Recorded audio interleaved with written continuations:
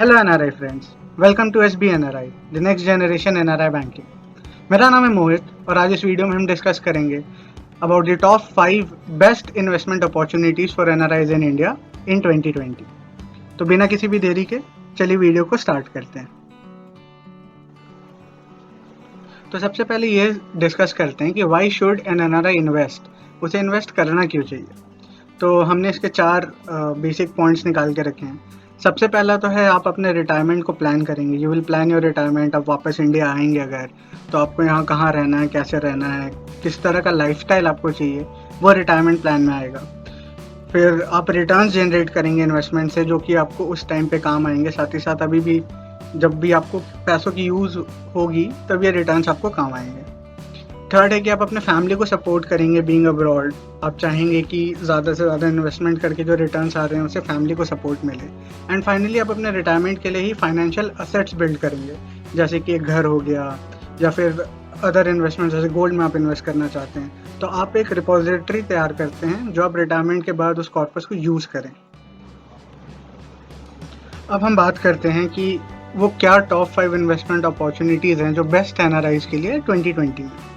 तो सबसे पहला तो है एनआरआई फिक्स डिपॉजिट्स, उसके बाद आता है म्यूचुअल फंड्स, फिर आता है डायरेक्ट इन्वेस्टमेंट इन इक्विटीज़, फिर है रियल स्टेट और लास्ट में है bonds and non convertible debentures यानी कि एनसीडीज। तो अब इस वीडियो में हम आगे क्या करेंगे, इन पांचों इन्वेस्टमेंट अपॉर्चुनिटीज़ को डिटेल में समझेंगे। साथ ही साथ आपको सजेस्ट करेंगे कि आप किस तरह से और कितने एफिशिएंट वे में इनमें इन्वेस्ट कर सकते हैं। अब सबसे पहला जो इन्वेस्टमेंट अपॉर्चुनिटी है वो है एनआरआई फिक्स डिपॉजिट।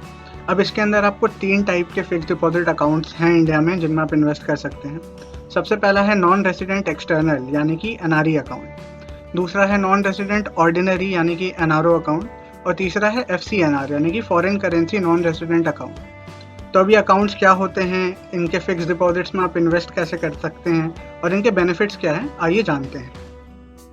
तो सबसे पहला जो टाइप है वो है एनआरई यानी कि नॉन रेसिडेंट एक्सटर्नल, जिसका पर्पस ये है कि आप इसे इंडिया से बाहर जो भी आप इनकम जनरेट करते हैं उसके लिए खोलते हैं। एनआरओ अकाउंट जो होता है आप इंडिया से जो इनकम जनरेट करते हैं वो मेंटेन करने के लिए खोलते हैं। और एफसीएनआर डिपॉजिट्स जो होते हैं वो फॉरेन करेंसी इन्वेस्टमेंट के लिए खोले जाते हैं। अब दोनों एनआरई और एनआरओ अकाउंट आप आईएनआर में मेंटेन कर सकते हैं, जबकि एफसीएनआर अकाउंट आपको फॉरेन करेंसी में मेंटेन करना होता है, जैसे कि डॉलर, पाउंड, यूरो एक्सेट्रा।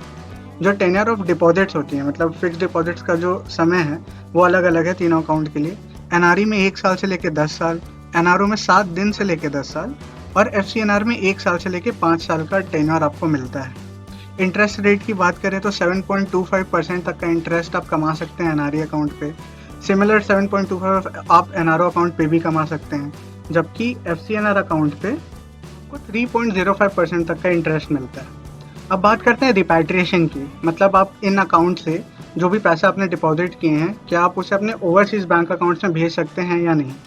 तो दोनों एनआरई और एफसीएनआर अकाउंट से आप पूरा का पूरा पैसा यानी कि principal as well as the interest earn बिना किसी भी लिमिट के अपने ओवरसीज बैंक अकाउंट में भेज सकते हैं। जबकि एनआरओ अकाउंट की बात करें तो वहाँ साल में 1 मिलियन यूएस डॉलर की लिमिट है। अब टैक्स डिडक्शंस की बात करते हैं जो कि एक बहुत इंपॉर्टेंट टॉपिक है। तो दोनों एनआरई और एफसीएनआर अकाउंट पे आप जो भी पैसे डिपॉजिट करते हैं उस पर जो आप इंटरेस्ट कमाते हैं उस पर आपको कोई भी टैक्स नहीं भरना पड़ता।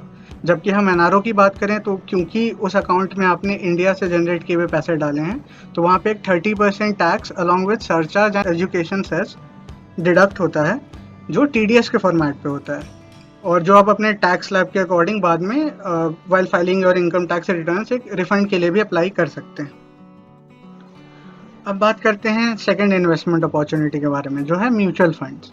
तो म्यूचुअल फंड्स क्या होते हैं, it is a large pool of investor money जो फंड मैनेजर्स मैनेज करते हैं। इसमें बेनिफिट क्या है कि एफडी से अगर कंपेयर करें तो आपको एक गुड रिटर्न मिलता है, एक बेटर रिटर्न मिलता है। अब म्यूचुअल फंड्स में इन्वेस्ट करने के लिए आपको एनआरई या एनआरओ अकाउंट चाहिए, और ये इन्वेस्टमेंट का जो कॉन्सेप्ट होता है वो एनएवी यानी कि नेट असेट वैल्यू पे बेस्ड होता है। मतलब कि एग्जांपल ले लेते हैं कि आप मान लीजिए 3 दोस्त हैं और आपने पैसे एक साथ मिला के एक चॉकलेट का डब्बा खरीदा जिसमें 6 पीस चॉकलेट थी, तो आप लोगों को 2-2 यूनिट या 2-2 पीस चॉकलेट मिली। तो इसी कॉन्सेप्ट पे म्यूचुअल फंड्स वर्क करता है। आपको एसेट जो है एक पर्टिकुलर अलॉट किया जाता है और उसकी वैल्यू होती है जो टाइम के साथ बढ़ती है, एंड इसी तरह आप म्यूचुअल फंड्स में कमाते हैं। अब म्यूचुअल फंड्स में बहुत सारे एस्पेक्ट्स हैं, जैसे कि डॉक्यूमेंटेशन क्या होता है, टैक्सेशन क्या होता है, तो ये सारे एस्पेक्ट्स बहुत ही डिटेल से समझने वाले हैं। तो उनको हमने एक अलग वीडियो में कवर किया है, जिसका लिंक मैं डिस्क्रिप्शन में डाल दूंगा, सो दैट आप बिल्कुल अच्छे से इसको एनालाइज कर सकते हैं एंड देन म्यूचुअल फंड्स में इन्वेस्टमेंट के बारे में सोच सकते हैं। अब बात करते हैं तीसरे इन्वेस्टमेंट अपॉर्चुनिटी यानी कि इक्विटीज़ के बारे में। तो इक्विटीज़ में क्या है कि आप डायरेक्टली इन्वेस्ट करते हैं स्टॉक्स में, जो कि NSE यानी कि नेशनल स्टॉक एक्सचेंज पे लिस्टेड हैं।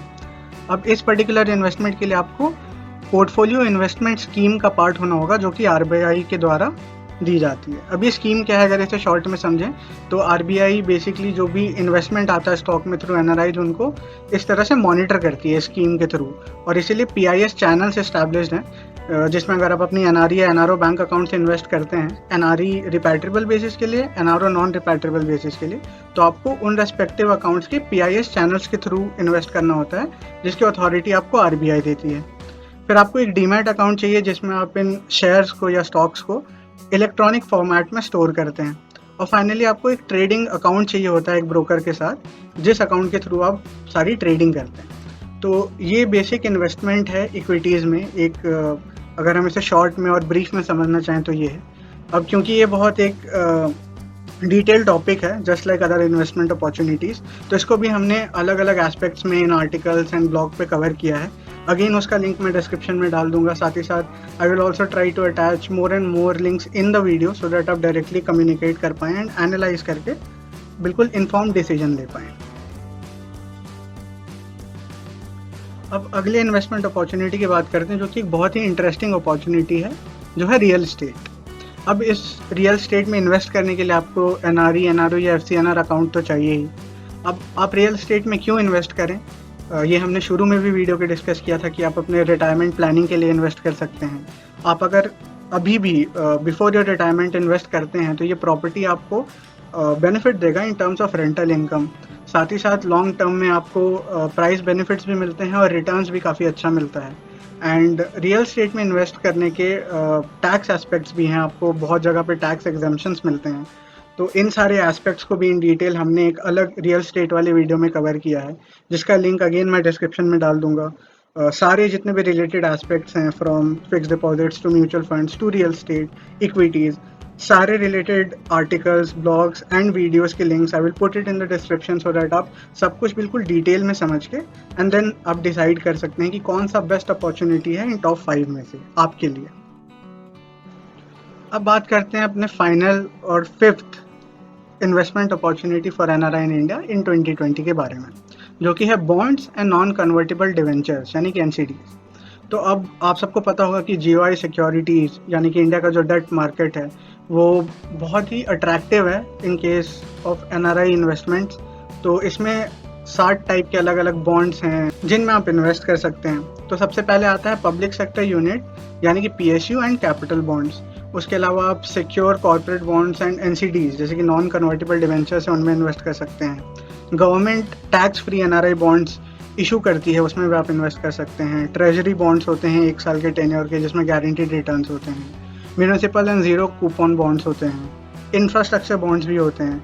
एंड देन जो गवर्नमेंट अथॉरिटीज़ है, जैसे कि NHAI, REC यानी कि rural electrification corporation, power finance corporation यानी कि PFC, NHAI का फुल फॉर्म हो गया national highway authority of India. तो ये सारी गवर्नमेंट अथॉरिटीज़ भी अलग अलग बॉन्ड्स इशू करती है, जिनमें आप इन्वेस्ट कर सकते हैं।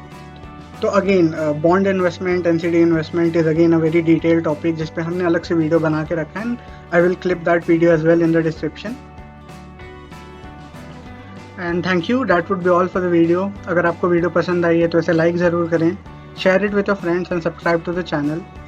और जैसा कि मैंने कहा, I am mentioning it once again, क्योंकि ये सारे ही इन्वेस्टमेंट अपॉर्चुनिटीज़ बहुत ही डिटेल्ड हैं, सोफिस्टिकेटेड हैं। तो आपको समझने के लिए अलग अलग एस्पेक्ट्स को, एलिमेंट्स को, फैक्टर्स को अलग अलग वीडियोस पे इन्वेस्ट करना होगा। तो I have created separate videos for each of these investment class, अलग अलग जो अपॉर्चुनिटी हैं, ताकि आप उन्हें इंडिविजुअली समझ सकें regarding documentation, taxation and every other aspect. And उसके बाद इन 5 में से जो आपको बेस्ट सूटेड लग रहा है, आप उसमें इन्वेस्ट करें।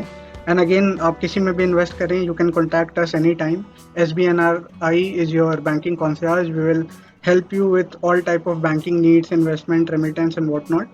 So do let us know if you need any assistance, any help in investing in any of the investment opportunities in India, and we are there for you.